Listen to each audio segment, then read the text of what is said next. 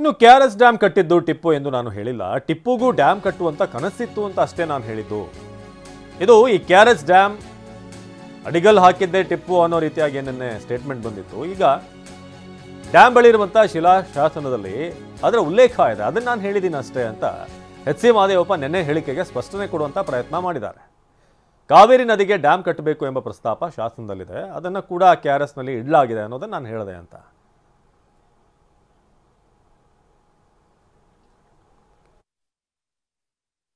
KRS ಡ್ಯಾಮ್ನ Tipu Sultan ಕಟ್ಟಿದ್ದಾರೆ ಅಂತ ನಾನು ಹೇಳೇ ಇಲ್ಲ, ಹೇಳಕ್ಕೆ ಬರೋದು ಇಲ್ಲ, ಹೇಳೂ ಇಲ್ಲ, ಹೇಳಕ್ಕೆ ಬರೋದು ಇಲ್ಲ. ಮತ್ತು ನಾಲ್ವಡಿ ಕೃಷ್ಣರಾಜ ಒಡೆಯರು ನಿಜವಾಗಿ ಕಟ್ಟಿದವರು ನಾಲ್ವಡಿ ಕೃಷ್ಣರಾಜ ಒಡೆಯರೇ. ಸೊ ಇದು ಸಬ್ಜೆಕ್ಟು. ನಾನು ಹೇಳಿದ್ದೇನು ಅಂದರೆ, ನಾವು KRSಗೆ ಹೋಗ್ತಾ ಇರ್ತೀವಿ, ನೋಡ್ತಾ ಇರ್ತೀವಿ, ಸುಮಾರು ಪುಸ್ತಕಗಳನ್ನು ಬರೆದಿದ್ದಾರೆ. 1911 ಇಸ್ವಿನಲ್ಲಿ KRS ಡ್ಯಾಮ್ ಕಟ್ಟೋದಕ್ಕೆ ಕೆಲಸನ ನಾಲ್ವಡಿ ಕೃಷ್ಣರಾಜ ಒಡೆಯರು ಪ್ರಾರಂಭ ಮಾಡ್ತಾರೆ 1911 ಇಸ್ವಿನಲ್ಲಿ. ಅದು ಮಾಡುವಾಗ ಅಲ್ಲಿ ಒಂದು ಕಲ್ಲು ಸಿಗುತ್ತೆ.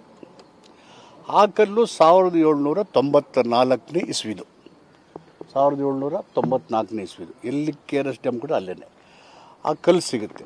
ಅದು ಪರ್ಷಿಯನ್ ಲ್ಯಾಂಗ್ವೇಜಲ್ಲಿದೆ. ಪರ್ಷಿಯನ್ ಲ್ಯಾಂಗ್ವೇಜನ್ನು ಕನ್ನಡ, ಇಂಗ್ಲೀಷ್, ಪರ್ಷಿಯನ್ ಲ್ಯಾಂಗ್ವೇಜ್ ಮಾಡಿ ಆ ಕಲ್ಲನ್ನು ಅಲ್ಲೇ ಡ್ಯಾಮಲ್ಲೇ ಇಟ್ಟಿದ್ದಾರೆ. ಅದನ್ನು 1794 ಅಂದರೆ 1799ರಲ್ಲಿ ಟಿಪ್ಪು ಸತ್ತೋಗ್ತಾರೆ. 1794ರಲ್ಲಿ ಆ ಕಲ್ಲು 1911 ಇಸ್ವಿಲಿ ಸಿಗುತ್ತೆ. ಸೊ ಅದು ನೋಡಿದಾಗ ಅವ್ರಿಗೆ ಎಲ್ಲೋ ಕಲ್ಪನೆ ಇತ್ತೇನೋ, ಅಲ್ಲಿ ಹರಿಯೋ ನೀರನ್ನು ಹೊಡೆದು ಹೊಲಗದ್ದೆಗಳಿಗೆ ಕೊಡಬೇಕು, ಬರಗಾಲ ಅನ್ನೋದು ಇರ್ಬೋದೇನೋ ಅನ್ನೋದು ಚಿಂತನೆ. ಅದನ್ನೆಲ್ಲ ಸಂಶೋಧಕರು ಇಷ್ಟೇವ್ರು ಹೇಳಬೇಕು. ಬಟ್ ಕಲ್ಲು ಅಲ್ಲಿದೆಯಲ್ಲ, ಆ ಕಲ್ಲಿದೆಯಲ್ಲ, ಆ 1794ರಲ್ಲಿ ಸಿಕ್ಕಿದ ಕಲ್ಲು ಅದು. ಈ ಡ್ಯಾಮ್ ಕಟ್ಟುವಾಗ ಅದು ನನ್ನ ಸಬ್ಜೆಕ್ಟ್. ಯಾರು ಹೊಗಳಕ್ಕೋ ಇನ್ನೊಬ್ಬರು ತೆಗಳಕ್ಕೋ ಇವ್ರು ಮಾಡಿದ್ರೆ ಆ ಪ್ರಶ್ನೆ ಇಲ್ಲವೇ ಇಲ್ಲ.